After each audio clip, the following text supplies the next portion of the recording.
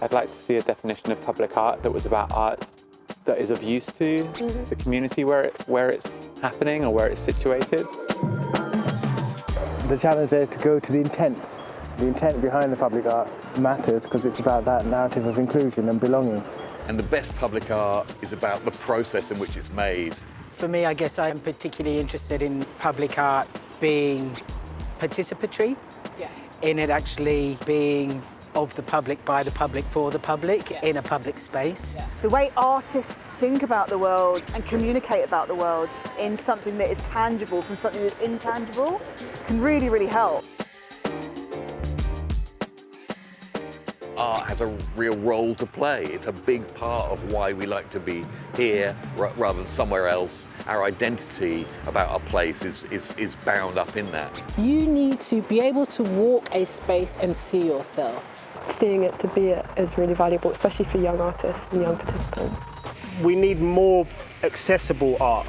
So maybe on top of accessible, it has to be something that is engaging and relevant. Well, what is it that makes it a place where people actually want to live, they enjoy being there? So you've got the Downs on one and the city on the other, and we sort of exist in Brighton Hove within that little bubble and that little hug. We've got good resources here, human resources. We need to be able to utilise the people that you have here, engage with the people in the community that are able to communicate and connect with different people and bring people together. There's no shortage of people capable of doing good, but there is a shortage of people who want to do that good, to access that good. And it's so important for Brighton and Hove that we live up to what other people's perception of us as a city is. So it feels really important that commissions in this regard are not rushed. The time in which they're done is honoured, because I think really good things happen when we're not constantly under this kind of pressure to deliver. We're not talking about changing the history that exists. We're talking about adding to it.